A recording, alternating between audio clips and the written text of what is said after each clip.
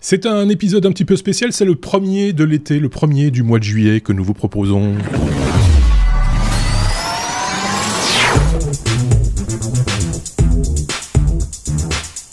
On se retrouve cette semaine en mode estival avec, Aurélien et Thierry qui sont relativement raccords au niveau du paysage. Explication dans un court instant. Au sommaire de ce premier épisode de juillet, des NAS qui perdent les données de leurs propriétaires, une start-up française qui propose une capsule volante, une start-up suisse qui dévisse, la Suisse d'ailleurs qui a choisi, comme la Belgique d'ailleurs, le F-35 pour équiper sa force aérienne.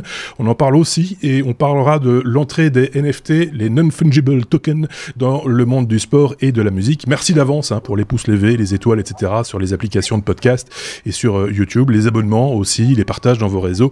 Bonne écoute à vous. Vous avez vu nos deux camarades, enfin vous avez vu, je le dis à ceux qui regardent la vidéo, mais je le dis aussi à ceux qui nous écoutent en podcast. Nos deux camarades sont à l'extérieur, ils ont pris l'air, on va dire ça comme ça, et oui. C'est assez raccord au niveau du paysage, parce qu'en fait vous vous êtes réunis, une espèce de réconciliation post-huitième de finale. C'est un peu ça entre la Suisse et la France. Oui, bonjour Marc. Oui, c'est effectivement pour nous, les Suisses, donc les grands gagnants de cette Coupe de Monde de foot.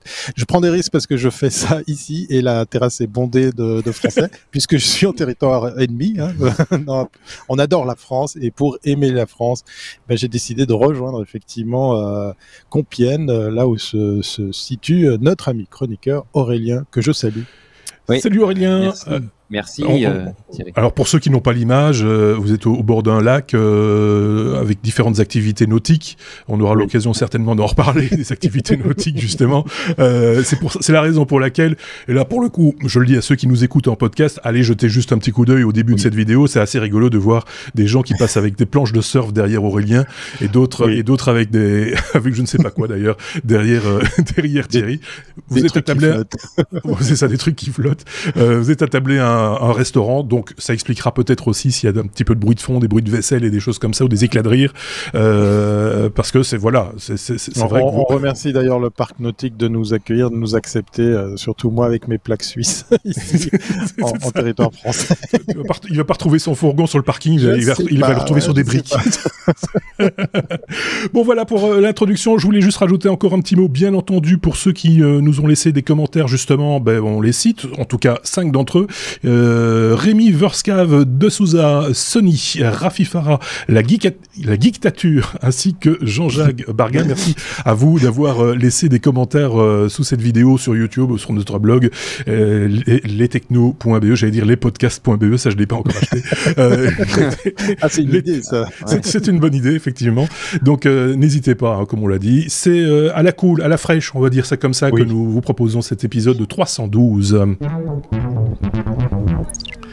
Avec une première lettre suisse, la lettre B, comme alors je sais pas comment on dit, c'est Best Meal ou Best Mile, c'est une start-up suisse, Thierry. Oui, alors en préambule, chers amis français, je vous adore, et pour vous faire passer la pilule, puisqu'effectivement, a priori, nous sommes plus doués que vous en football, j'ai décidé de parler de la Suisse en termes négatifs, dans des choses sur lesquelles on s'est loupé. Et je commence avec Best Mile, et j'ai quand même un pincement au cœur, puisqu'effectivement, c'est une start-up qui s'arrête, qui la mort dans l'âme, a dû prendre cette décision très très dure de virer tous ses collaborateurs, plus d'une quarantaine. Une start-up que vous avez peut-être vue, puisqu'effectivement, elle avait des clients un peu partout dans le monde, avec une navette autonome, une navette connectée autonome qui pouvait donc transporter des passagers d'un point A à un point B, où on pouvait la choper un peu n'importe où.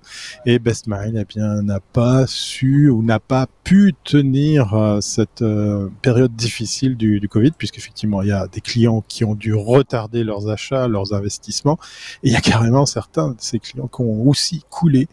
Et je suis un peu triste, et voilà, je commence à ouvrir le bal avec ces mauvaises nouvelles suisses. parce que dans les clients de Bestmail ici en Suisse, en tout cas quand je m'y trouve, hein, puisque je suis ici en France ce soir, eh bien il y avait de quoi faire pour leur faire passer le cap, de tenir ou réinjecter un peu de moyens, parce que la techno, le produit, le concept, tout tenait la route. C'est simplement une société qui a coulé faute de clients et suite à cette crise du Covid. Donc voilà, en toute humilité, ce soir, je vais parler que de choses négatives sur la Suisse pour vous aider à faire passer la pilule, puisque voilà. Nous avons gagné ce match de waterpolo ou de curling, je sais plus. C'est du catch de table. Oui, voilà, c'est ça. Ouais. Ou du ping-pong, je sais plus. Du ping-pong à 4. Oui, enfin, on voit ces petits véhicules. Alors, c'est un format de véhicule, je me permets de le dire, qui est assez commun avec d'autres startups qui proposent le même type de produit. Ils ont quand même de la concurrence. Hein. Il y a du monde sur ce segment. Ceci étant dit, comme le disait l'une de la créatrice, entre guillemets, de la start-up, Anne Mélano, si je ne dis pas de bêtises, la cofondatrice de Bestmail, cette société avait le potentiel pour devenir une licorne, c'est-à-dire faire de grosses levées de fonds, et il y avait déjà de beaux partenaires par rapport à ce qui avait été mis en place au départ. Voilà, c'est dommage. Maintenant, c'est pas totalement, enfin, c'est pas un échec. Moi, je considère, de nouveau, il faut un petit peu sortir de ce paradigme, et on a un entrepreneur avec nous, justement, Aurélien, qui nous dira pas le contraire. Il faut sortir de ce paradigme de l'échec en disant c'est des pots de bilan, machin, etc. Non, c'est pour mieux rebondir. Ils ont certainement appris un tas de trucs durant cette période de démarrage, et ils vont s'en servir pour aller plus loin. Je sais pas ce que tu en penses, Aurélien.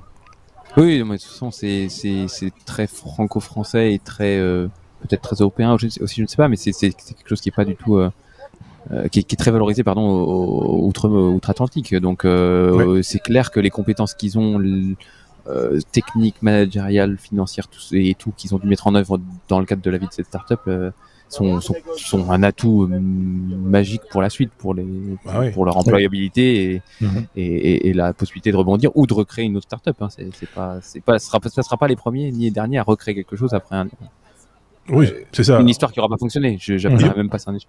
Et en plus, dans un domaine éminemment technologique, véhicules autonomes, électriques, etc., etc. Donc là, il y a un savoir-faire aussi qui va pouvoir être valorisé certainement à un moment donné. Donc, triste et pas triste, on va dire. Thierry. Non, oui. Faut dire ça comme ça. Alors, je pense qu'ils doivent, il faut un peu assumer le contre-coup à un moment donné, mais je pense que ces gens, enfin, ils ont certainement du talent, ils vont rebondir, quoi. Oui, on verra jamais une licorne autour de Bestmail, parce que ça, c'est un autre. On en parlait pas plus tard que hier soir avec Aurélien. Sortir de l'argent, investir dans nos startups en Suisse, même si on est dans un des pays les plus riches du monde, c'est quand même pas si évident. Je discutais effectivement pas plus tard qu'hier soir sur la problématique de trouver des fonds, des investisseurs. Nous, on a toujours l'image qu'ici en France, il y en a quand même plus. Il y a au niveau international des belles communautés françaises qui font bien les choses. Et en Suisse, on a encore cette image de je vais voir, c'est compliqué, mais vous êtes sûr. Enfin, il y a trop de prudence, il y a trop de crainte. Et puis très souvent, quand on trouve enfin un investisseur, il nous casse les pieds pendant très très longtemps pour des dizaines de milliers de francs. Donc c'est très énervant, parce qu'effectivement, les licornes qu'on a connues ici en Suisse, c'est pas forcément avec des fonds helvétiques qu'elles ont pu décrocher ce titre. Marrant, la Belgique a à peu près le même genre de maladie. J'ai l'impression pour avoir discuté avec beaucoup de patrons de start-up à une époque. C'était aussi très compliqué de faire une levée de fonds, et pour je vais dire, alors, l'argent, c'est toujours de l'argent, mais des cacahuètes, j'y mets des guillemets, soyons on très est clairs. Et donc alors que certains d'entre eux, parmi les gens que j'ai eu l'occasion de rencontrer et d'interviewer, partaient aux États-Unis et sur un pitch faisaient une levée de fonds de plusieurs centaines de milliers d'euros. Donc voilà, c'est tout le paradoxe aussi. Bref, on va pas refaire le monde ici, pas tout de suite. En tout cas, on peut passer à la lettre suivante. CAPS, on dit ça comme ça, CAPS, Aurélien, je pensais à PS. C'est ça, le retour de la capsule. C'est une capsule un petit peu particulière. Oui. Donc c'est dans le cadre de Vivatech, donc le salon des nouvelles technologies qui a lieu à Paris tous les ans maintenant. Alors cette année c'est plutôt digital. il me semble. Non, il y a un mix des deux. Il y a un mix des deux, Ouais, il y a un mix des deux, ouais. pardon. C'était hybride. Il y a une startup qui a fait parler d'elle qui s'appelle CAPS, C-A-P-S, donc pour capsule. En fait, l'idée c'est de faire des navettes. Alors je vais essayer de décrire pour les gens qui nous écoutent en podcast une sorte de capsule, une cabine d'ascenseur si vous voulez, dans laquelle vous rentrez seul et qui est logée dans un petit cylindre qui serait posé dans la rue. Et au-dessus de cette cabine d'ascenseur, vous avez huit rotors avec 8 hélices électriques qui permettraient de se déplacer dans des zones très urbanisées. Bon, on va pas parler de la situation du trafic à Paris, les trottinettes plein les trottoirs, les Vélib et autres, voilà. Mais l'idée, c'est d'ici 2025, vous montrez dans une de ces capsules et en montant à une altitude comprise entre 150 et 300 mètres, dans un rayon de 20 km et à 70 km/h, vous serez capable de faire n'importe quelle course d'une durée de 1 quart d'heure. Donc, comme vous commandez votre Uber, vous commanderez votre trajet en capsule. Vous rentrez dans une. J'ai mis le retour de la cabine téléphonique. Ça me fait un peu penser à ça. Oui, c'est ça. Vous rentrez dans votre cabine téléphonique, vous montez. C'est Doctor Who. Voilà, vous allez 3 rues plus loin, vous redescendez dans une cabine téléphonique. La capsule se recharge. Tout ça est 100% écologique, 100% électrique. Et elle retourne sur une autre base. En fait, oui, pour être très didactique et très clair, très descriptif, ça ressemble effectivement soit à une toilette publique, soit à une cabine téléphonique pour ceux qui s'en rappellent. Pensez à une cabine téléphonique. Oui, parce que la toilette, là, c'est un peu transparent. Vous rentrez dedans, oui, parce qu'elle est transparente, cette capsule. Vous rentrez dedans. Au-dessus, il y a les fameux rotors dont tu parlais. En fait, c'est un drone, quelque part. C'est un drone, mais avec une capsule allongée sous le dessous. Et donc, cette capsule s'en va, elle fait son petit trilili, elle va là où elle doit aller, et elle se redépose sur une base identique à la première, et vous redescendez de la capsule. C'est un concept intelligent, pas bête. Faut voir si ça fonctionne bien. C'est très personnel. Si on va au cinéma un soir avec madame, il faut qu'elle court derrière. Faut louer une capsule tandem. Oui, c'est ça. Elle va voir une autre séance. Ouais. Elle a qu'à pas voir le même film. Voilà. Et donc, le créateur, dans le lien qu'on vous a mis, le créateur insiste quand même sur les réticences qu'on peut naturellement avoir dans ce cadre de technologie, comme quoi il y a un parachute de secours, il y a quelqu'un qui peut prendre la main parce que donc c'est complètement autonome, donc il y a quelqu'un qui peut prendre la main en cas de problème sur le pilotage du drone et donc faudra voir parce que entre l'idée, le prototype, la faisabilité et la réglementation, il va encore y avoir de l'eau qui va couler sous les ponts de la Seine avant que ça se fasse. Mais je trouve que l'idée est plutôt maligne et la vidéo que vous pouvez voir sur la partie vidéo est bien didactique et m'a bien plu. Elle est bien faite. Image bien le concept. Donc voilà, ça sera à suivre comme beaucoup de startups qu'on suit ici. Mais je trouve que l'idée est marrante et intelligente, donc à voir. Oui, ça n'a pas besoin d'une énorme autonomie en plus, puisque chaque fois qu'elle se dépose, elle se recharge, tout simplement. Voilà, techniquement, ça paraît possible. Moi, ce que je trouve limitatif, c'est le nombre de personnes que ça embarque. Évidemment, une personne, c'est quand même parce qu'on va pas faire de la distanciation sociale toute notre vie non plus. Donc, à un moment donné, tu vois, ça va nous gonfler à la longue. Et effectivement, je te rejoins sur ce qui va coincer à tous les coups. Ça, c'est clair. C'est effectivement tout ce qui est législatif. Etc. Et ça va prendre des années et des années. Donc 2025, ils sont gentils, mais à 2025, avant que quelqu'un se pose la question de savoir si ça va pouvoir voler ou pas, techniquement, je pense que ça devrait pas poser de problème. Quand on voit le suppositoire, enfin la capsule. Non, c'est une capsule. On va regarder ce terme. Restons sur capsule. D'accord, je vous l'accorde. Oui, parce que sinon, la startup ça aurait été Sups et pas Caps. Voilà, ça. Donc, voilà. Hein, si jamais, appelez-nous pour le marketing. C'est ça. On a des idées, nous aussi. On a des idées. C'est les vacances, on a du temps, on peut se consacrer à des trucs comme ça. Donc voilà. Donc n'hésitez pas à commenter cette news. Moi, je la trouve plutôt sympa. Ceci étant dit, voilà, belle news. Vivatech, tiens, on en dit 2 mots, si tu veux bien, Thierry. Il n'y avait pas une délégation suisse cette année, Vivatech? Alors, il y a des Suisses qui sont allés. Oui, il y a quand même quelques Suisses qui sont allés. Alors, tu me poses une colle, puisqu'effectivement, on était désolé. tous un peu occupés à regarder du match de foot, hein, donc on était un peu occupés à faire des choses sérieuses. Non, plus concrètement, il y a quelques exposants suisses qui étaient présents effectivement à Vivatech.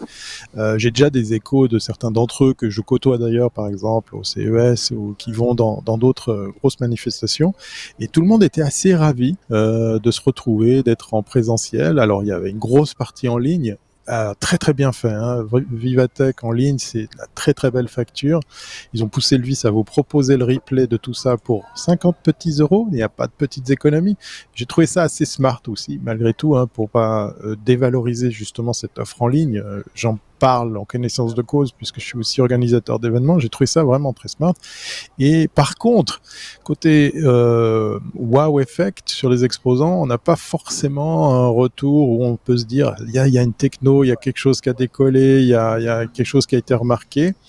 Les exposants étaient contents d'y aller, mais je suis pas persuadé qu'il y avait un public assez conséquent pour qu'il se passe quelque chose, pour qu'il y ait des affaires.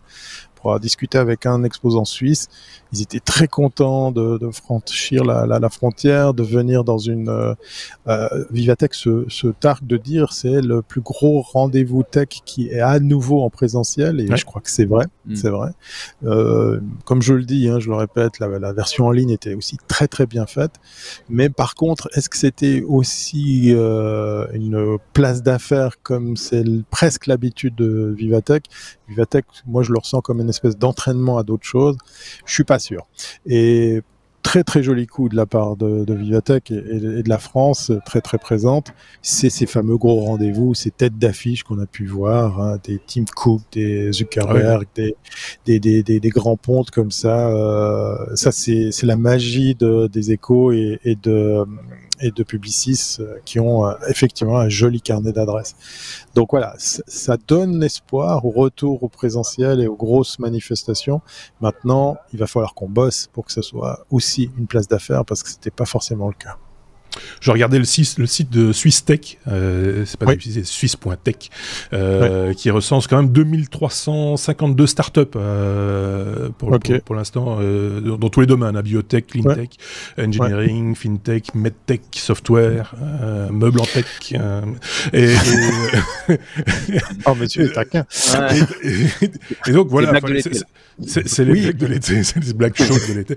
Donc, et donc ils ont fait une petite vidéo, enfin vous irez voir ça. Oui, SwissTech qui est à l'origine du pavillon suisse au voilà, CES. c'est ça.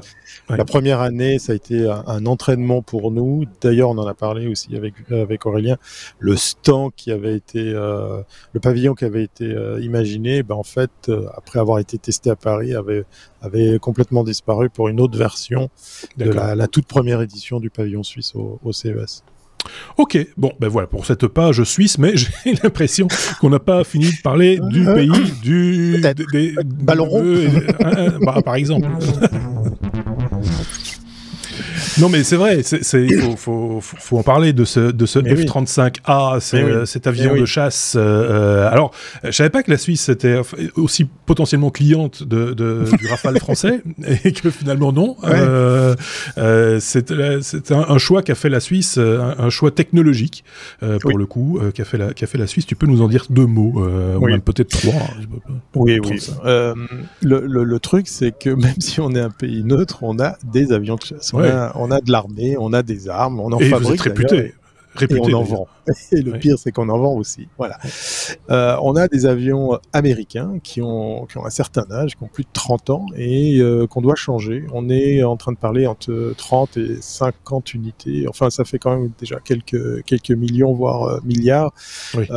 On est sur une grosse, belle facture. Et de nouveau, pour un petit peu critiquer mon propre pays, on était tous à être à deux doigts de signer effectivement avec un constructeur français. La mariée était très belle, le dossier tenait la route, économiquement, techniquement, il y avait un très beau dossier. Il faut savoir que ce genre d'appel d'offres, c'est plusieurs milliers de pages, hein. C'est pas un truc qui tient sur deux fiches A4. Et il y avait aussi, là les Français avaient fait très fort, une belle offre en contre-affaires, en emploi, en retour d'ascenseur. toujours assez clean, j'ai envie de dire, même si ça peut surprendre de se dire que notre armée va acheter de l'armement et puis dans le package ils vont recevoir des cadeaux pour faire un peu un raccourci un peu méchant. Et que ne fut pas notre surprise de voir que tout compte fait, ils claquaient la porte à tout ça pour aller chez nos copains américains pour de nouveau à la même marque. On est chez Lockheed et là, du coup, c'est une techno qui date de 2007 ou de 2009. Alors pour un avion, c'est pas forcément vieux, c'est quand même un engin assez récent, plus coûteux, moins forcément pratique aussi, parce que je vais vous donner juste des chiffres pour continuer à me moquer de mon propre pays. Notre pays fait environ 250 km de large, ou 220, et donc il faut moins de 4 minutes pour un avion de cette taille-là pour qu'il aille du côté est à l'ouest. Autant dire que le dérapage ou le virage qu'il devra amorcer pour revenir sur le territoire helvétique va être un peu serré. Oui, donc, mais là tu es taquin Thierry, parce que ça c'est s'il vole à haute altitude, mais s'il veut faire de l'Azmot, il doit passer entre les montagnes et c'est beaucoup plus long. S'amuser, c'est beaucoup plus long et beaucoup plus dangereux.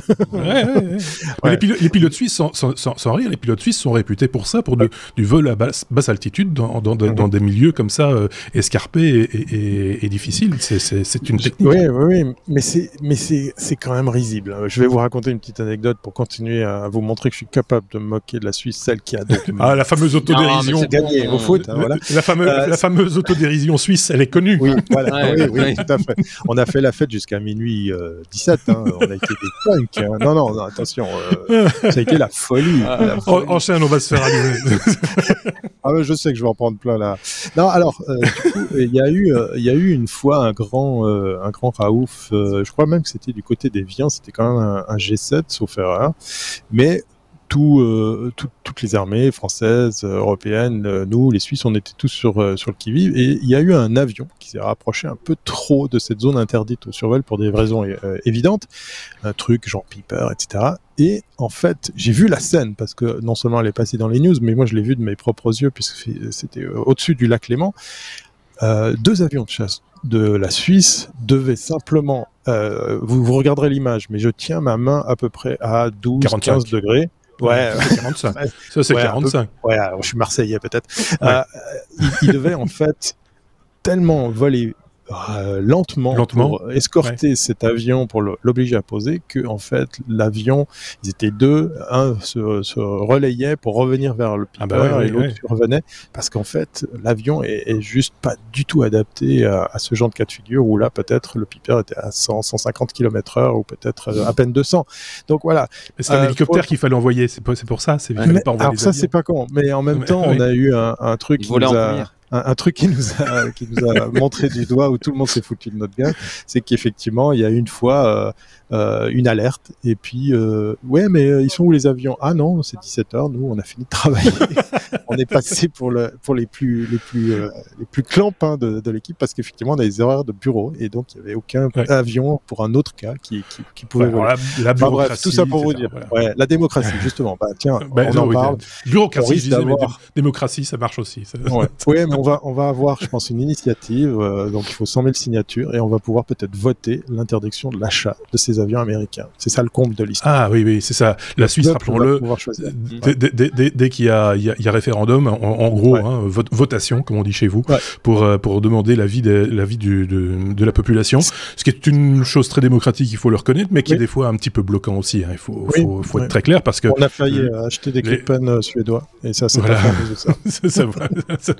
C'est un peu... mais des fois, ça peut être très contraignant, et donc, pour peu qu'il y ait un lobbying un petit peu agressif derrière, les choix sont peut-être pas toujours les plus judicieux, en tout cas au premier vote. Voilà. Enfin, bref, on va pas commencer à parler politique suisse ici, d'autant plus que je connais pas grand-chose, mais voilà. Donc on sait maintenant que la Suisse a des F-35, on va pouvoir faire des échanges de pièces. Oui. Ah, c'est dommage pour Dassault, quoi. Oui, c'est comme voilà, ça c'est non, c'est vrai. dommage. Sincèrement, Mais je voilà, pense aussi. mais tout ça aussi effectivement. Alors il y a pas, t'as été un petit peu court parce que dans le deal il n'y a pas que des F-35, il y a aussi les batteries Patriot. Ce sont ces missiles anti-missiles qui certains s'en rappellent avaient été déployés lors de la première guerre du Golfe, si je ne dis pas de bêtises, afin de protéger certains territoires pour aller détruire les Scud qui étaient envoyés par l'Irak. Je ne sais pas à quoi va vous servir des batteries, des systèmes Patriot. Très bonne question. Voilà, très bonne question. Peut-être pour un feu d'artifice pour fêter une finale. par exemple. Mais il s'y voit déjà. Il s'y voit déjà. Ah ben non, c'est tablé. Regarde les news, les Français le disent tous. Ah non, ils disaient pour votre équipe. Excusez-moi. On va arrêter. Il faut cesser. Passons à la suite. Passons à la suite. J'ai comme grandiose. Non. Ne dites rien. Je ne sais pas pourquoi il a choisi ce mot grandiose, Aurélien. Parce que ça commence par un G, voyons. Oui, parce qu'on a respecté l'ordre des lettres. Effectivement. Et voilà. Il s'agit de donner vie à des images. Alors, on a déjà vu ça avec différents algorithmes des intelligences artificielles. Ici, c'est quelque chose d'un petit peu plus, j'allais dire commun, mais malgré tout, ça reste bluffant. Alors moi je choisis que des news visuelles qu'il faut que je commente, c'est très agréable. Alors en fait c'est une news que notre ami Xavier nous a fourni, je le remercie. C'est l'université de Washington et du chercheur de Facebook qui ont mis au point un algorithme qui permet à partir d'une image, alors pas n'importe quelle image, une image représentant un fluide qui s'écoule. Alors ça peut être de l'eau, ça peut être de la fumée, ça peut être n'importe quel fluide qui a un mouvement, une rivière, une chute d'eau, une bougie qui s'éteint, quelque chose comme ça. Oui. D'à partir d'une photo, donc de cet écoulement, d'appliquer un algorithme qui est basé sur la méthode de l'air et qui permet de créer une boucle vidéo qui simule l'écoulement. Alors, vous avez, on vous mettra en lien des pages où vous pourrez admirer ça. Où donc vous avez des chutes d'eau complètement animées, une vidéo en boucle de chute d'eau complètement animée qui provient d'une image. Alors, comment ils font ? Ils découpent l'image, ils translatent certains pixels avec cette loi de mouvement, et il y a également du deep learning sur d'autres vidéos de chute d'eau ou d'écoulement. Et donc ils arrivent à faire ça. Alors pourquoi ils font ça ? C'est pas écrit clairement dans l'article, mais c'est vrai que avec toutes les j'allais dire les gadgets que proposent tous les réseaux sociaux type Facebook ou autres pour à partir d'une photo de soi ou de quelque chose l'animer, on peut imaginer que ça sera un futur gadget pour poster des messages ou pour enrichir les messages, le contenu qu'on y mettra. Mais c'est vrai que c'est assez bluffant. Allez jeter un œil, c'est assez bluffant. Et franchement, on dirait vraiment que ça a été filmé. Est-ce que on dirait que c'était filmé? Non, c'est pas une technologie. Non, mais non seulement on dirait que ça a été filmé, c'est déjà un élément, voilà, mais en plus cette boucle est parfaite. C'est-à-dire que j'ai regardé longtemps, c'est totalement raccord. On ne voit pas enfin il n'y a pas de moment de coupure ou quoi que ce soit. C'est totalement fluide, c'est le cas de le dire. Et c'est vraiment bluffant. Là, c'est en plus au ralenti, c'est très joli. Alors tu parlais de fluide, mais il n'y a pas que des fluides. Hein. On voit, il y a eu aussi il y a beaucoup de fluides effectivement.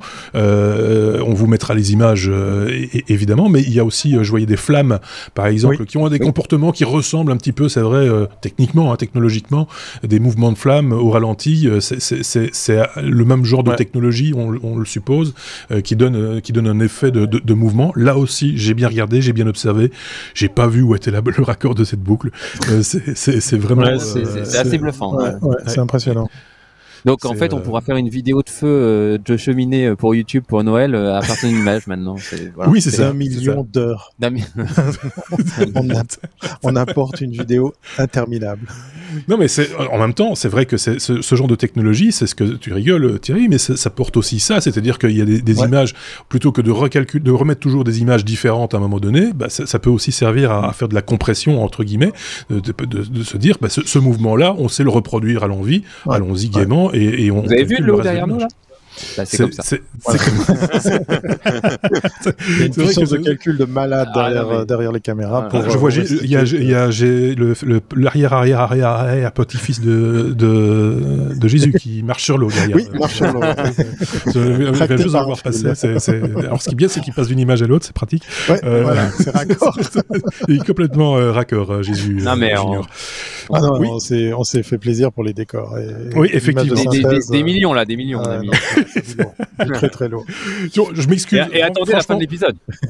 Franchement, je suis désolé pour vous qui nous écoutez, avez l'habitude de nous écouter en faisant votre jogging, vous vous dites oh là là, je suis largué, où sont-ils, machin, ça. Je vous invite à regarder quelques secondes de la vidéo, vous allez tout comprendre, et comme ça, vous voilà. Venez faire votre jogging ici. Et venez faire votre jogging sur l'eau, parce qu'il y a moyen. On passe à la lettre suivante. On va parler de hacker, H comme hacker, Thierry, quand même ton argent en Suisse n'est pas sécurisé. Décidément, tu fais du Swiss bashing, en veux-tu, en veux. À fond. On a beau être champion du monde, on a Non, attends, je t'explique. Vous êtes en quart de finale. Je parle comme les news françaises. C'est bâclé, c'est réglé, dans les petits Suisses, on va les manger comme... voilà. Allez voir ces vidéos, c'est du pur bonheur. Il y a même Nagui qui s'est fait épingler. Ouais, mais de toute façon, les Bleus vont gagner. Ça, c'était avant que le match... Oui, bon, allez, on va pas. C'est bon. Allez, passons à la suite. Alors, je dis ça, mais en même temps, on n'a pas vraiment forcément ces appareils chez nous. Il existe certains distributeurs automatiques sur lesquels on peut travailler avec du NFC. Vous savez, cette technologie Near Field Communication. Oui. Et un hacker, un white hacker, on va dire, a simplement tiré la sonnette d'alarme pour dire, écoutez les gars, j'ai trouvé un truc qui est méchamment grave, et il faut qu'on corrige ça très très vite, puisqu'en fait ce monsieur, avec un petit programme de son cru, il a pris un Android, un smartphone Android, il a installé son APK et il a réussi avec cette application ni plus ni moins à sortir le relevé des transactions, changer leur montant, changer éventuellement les porteurs de compte ou les attribuer à d'autres, et bien évidemment, la partie qui nous intéresse le plus, à vider le distributeur automatique, et tout ça avec un smartphone. Voilà. Donc on en est rendu à ça, et la sonnette d'alarme qui tire, elle est intéressante, puisqu'effectivement, il met en évidence que beaucoup de ces appareils qui sont pas forcément connectés pour la partie back-office, la partie gestion de l'informatique, sont pas forcément mises à jour, forcément suivies, et comme certains ont ces éléments communs, même si vous passez d'une marque à une autre, il a listé d'ailleurs, il a très bien fait son boulot, il a listé toutes les marques des distributeurs concernés. Il a donc rendu attentif que ça vaudrait la peine de corriger tout ça, de mettre à jour effectivement l'OS ou les versions de programme sur ces distributeurs automatiques, et bien évidemment il n'a pas non plus expliqué en quoi consistait son on dit une attaque, mais c'est aussi son exploit, voilà, oui. L'exploit. Mais ce qui est fou, moi, dans l'histoire, c'est que ça tient dans un smartphone. On en est rendu à ça. C'est qu'effectivement, on peut changer. Donc, on peut dans l'article en question, il explique que, par exemple, quelqu'un qui a été tiré, je sais pas, 100 €, 100 $, eh bien, il peut mettre cette transaction à 10 ou à 5, ou même la faire disparaître. Donc, au-delà d'aller chercher de l'argent, on va dans d'autres considérations. Au travers d'un distributeur de monnaie, on peut carrément influer sur les transactions bancaires. Et ça, moi, ça m'a beaucoup plu comme news. Alors, voilà.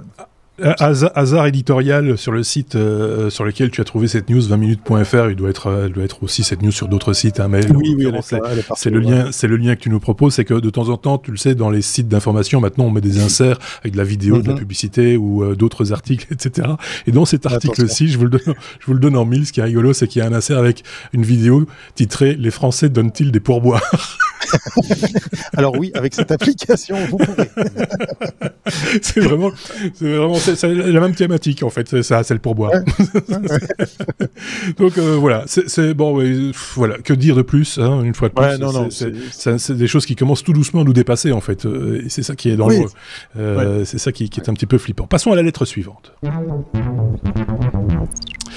La lettre N comme NAS, ça c'est aussi flippant quand vous avez un NAS d'une certaine marque en tout cas, Aurélien, et qu'on vous dit que il y a plus, tout est parti, il y a plus. Oui, moi ça m'a un peu, moi qui suis un peu sensible sur la question du NAS en ce moment. Une news était passée donc sur les NAS Western Digital.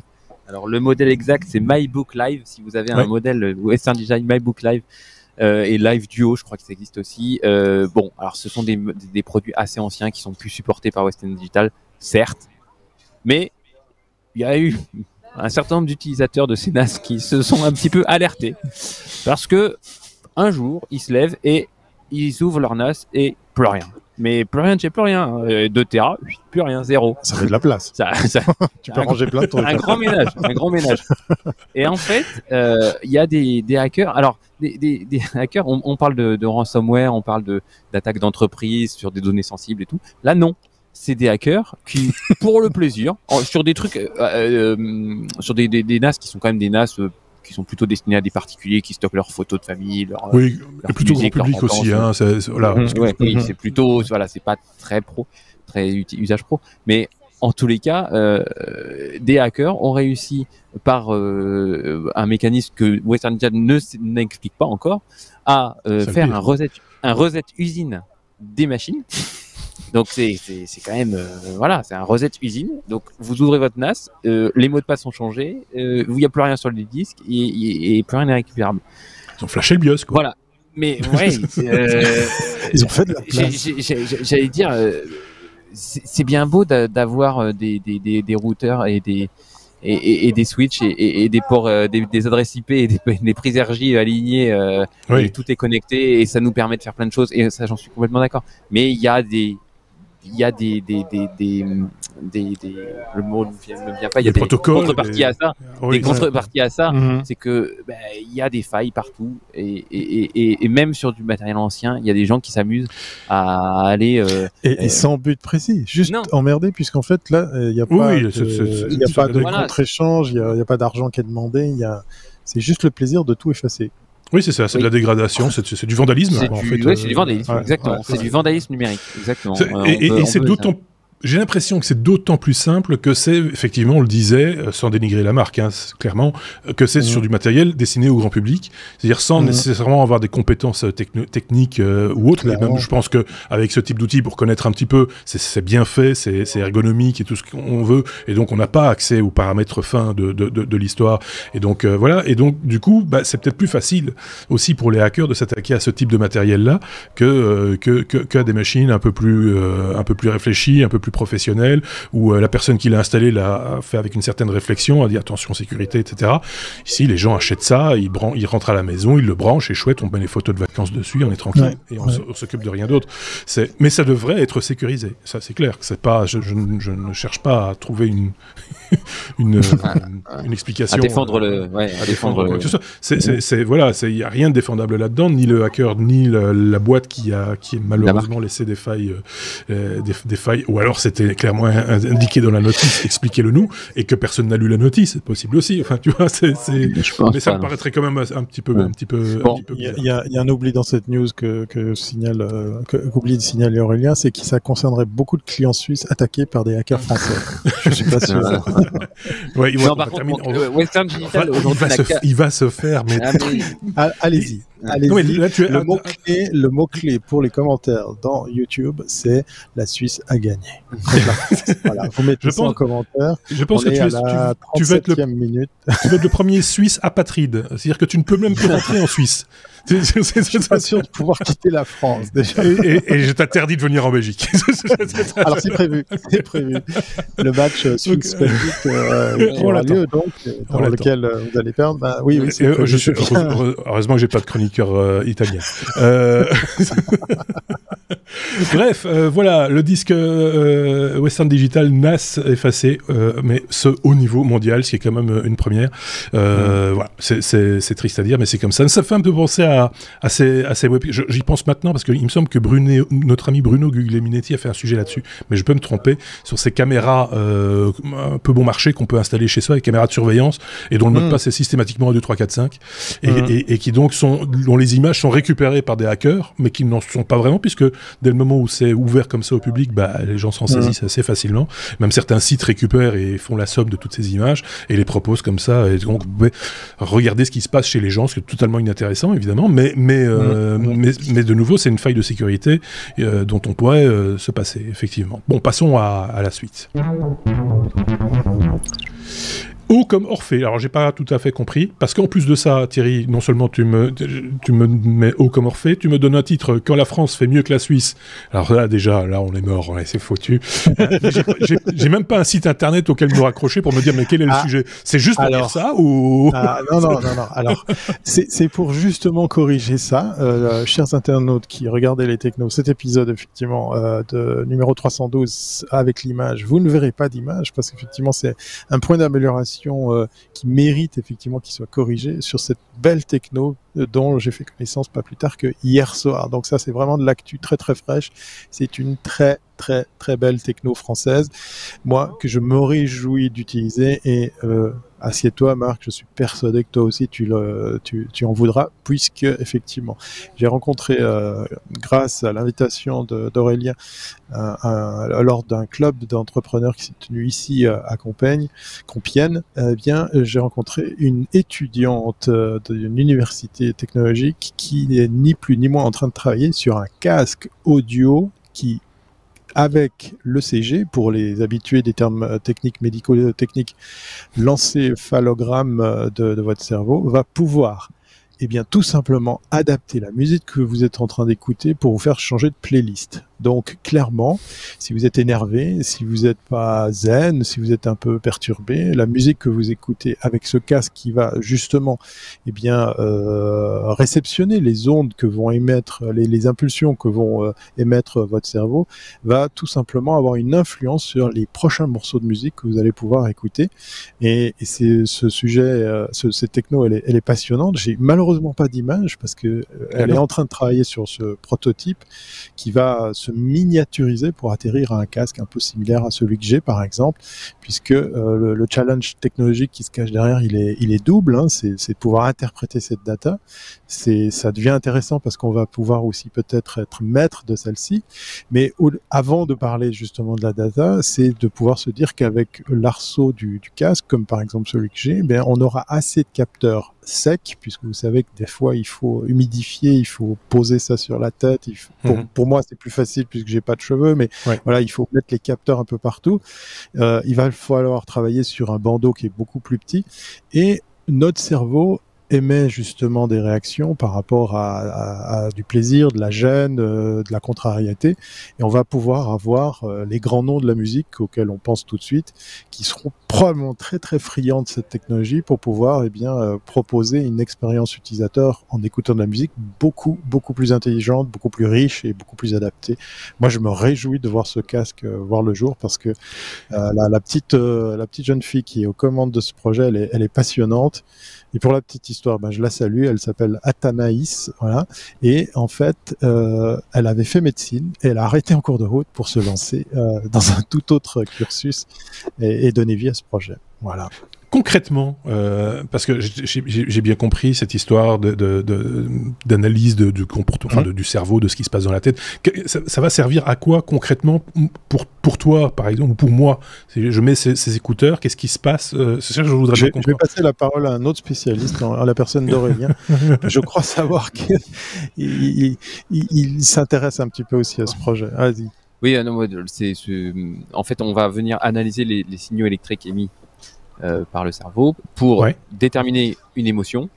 D'accord. Peur, relaxation, excité, énervé, tout ce que vous voulez, et asservir une playlist pour soit conserver l'état émotionnel. Je suis relaxé, je veux rester relaxé, donc je vais avoir de la musique de plus en plus cool et de plus en plus calme. Ou modifier l'état émotionnel. Je suis énervé et je veux me relaxer, et donc on va chercher à voir en fonction de ce que vous entendez, ce que vous écoutez, la modification du signal, des signaux électriques qu'on capte pour modifier votre émotion. Je sais pas si j'ai répondu. D'accord. Marc. Oui, très bien. Voilà. J'explique beaucoup mieux que les Suisses. Oui, Ouais, c'est ça. C'est pour ça que j'ai demandé. C'est pour ça que j'ai posé la question. C'est mon côté didactique. Ouais. Non, mais c'est. Mais tu vas faire mon prochain sujet parce que je vais avoir du mal. Non, je trouve ça très bien. Mais effectivement, j'imagine que les applications sont multiples parce que ça peut aller simplement j'allais dire bêtement, Apple qui pourrait intégrer le système à son prochain casque d'écoute et ainsi avoir une playlist dite intelligente à disposition, un mode de programmation qui serait totalement révolutionnaire, programmation musicale s'entend, ou alors médicale carrément, où des gens qui sont avant de se faire opérer, pour rentrer dans des états d'hypnose et des choses comme ça, c'est plutôt malin et ça demande pas à être vu mais à être entendu du coup. Oui, c'est le côté frustrant pour ceux et celles qui regardent cet épisode parce qu'il n'y a pas d'image, mais pour sa défense, je peux vous dire qu'effectivement, je peux pas citer de nom, mais elle est très très attendue par de très très grosses marques. Et il y a de très gros acteurs qui s'intéressent à cette technologie qui est vraiment vraiment bluffante. En tout cas, on se réjouit tous de pouvoir juger sur pièce, effectivement. Ouais. Ok, bon affaire à suivre du coup. Et Orphée, pourquoi? C'est le nom de la. Orphée, c'est la mythologie grecque et je crois que ça a à voir avec la musique ou la culture.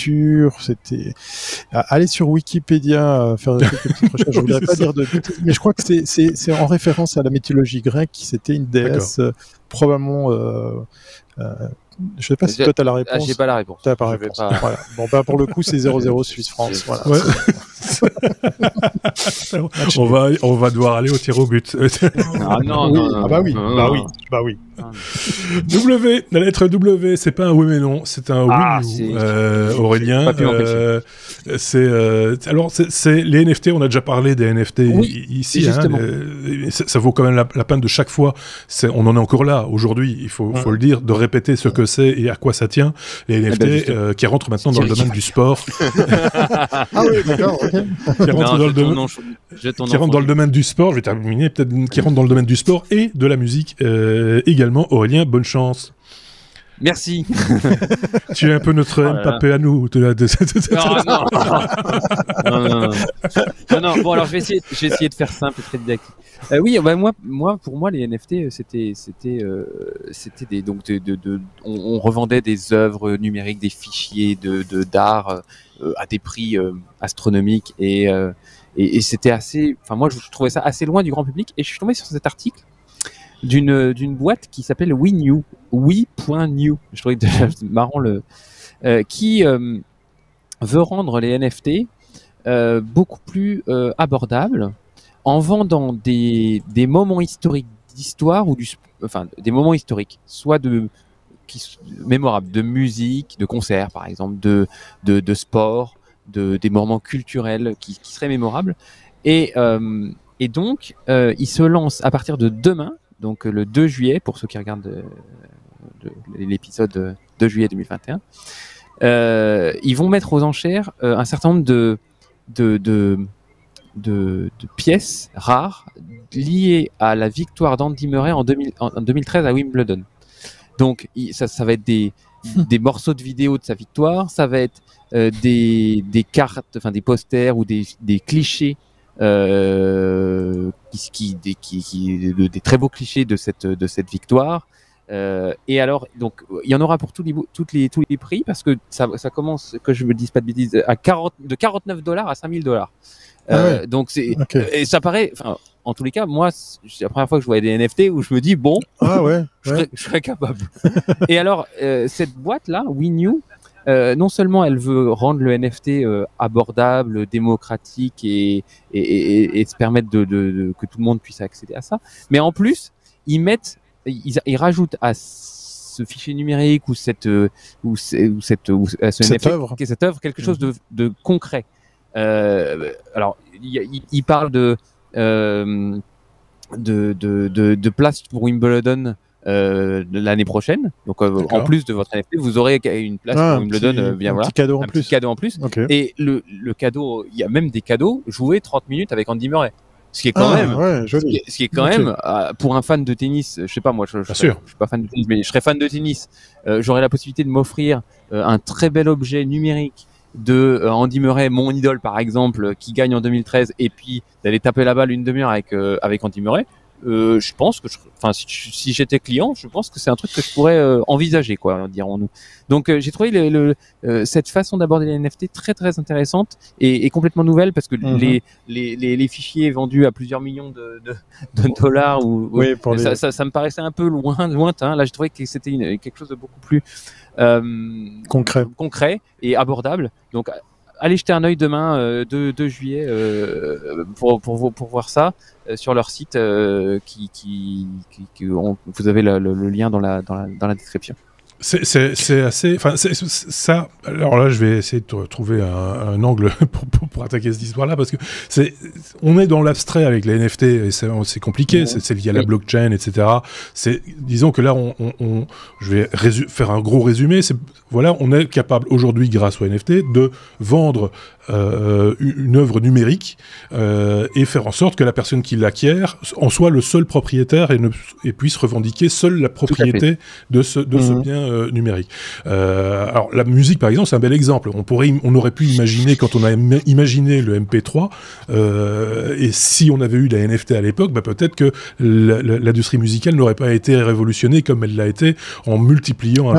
Ça aurait changé la donne. Le piratage n'aurait pas eu lieu, tu veux dire?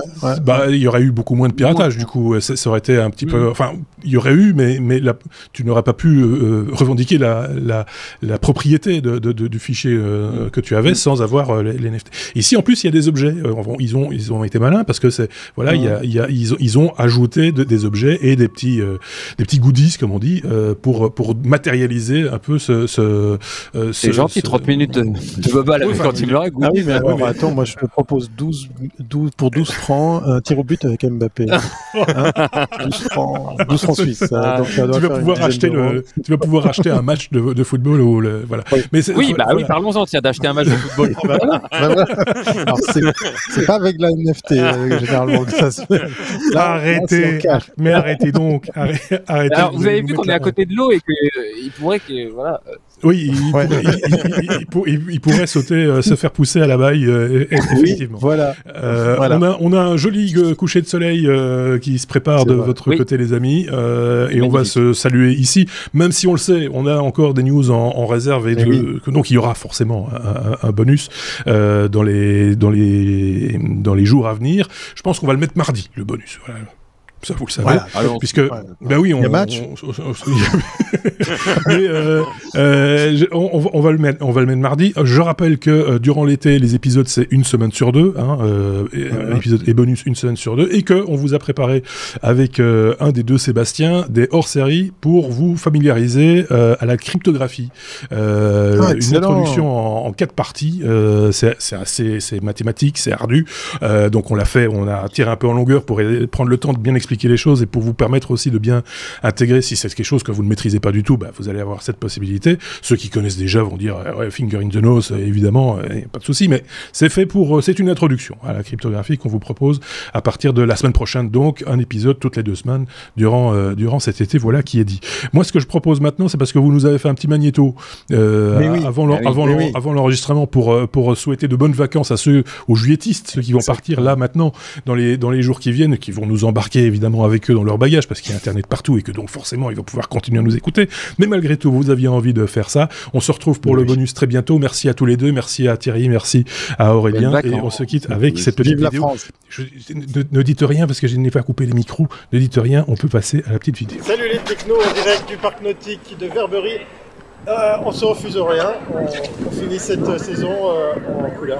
Alors, bonnes vacances les technos, à bientôt. Profitez du soleil.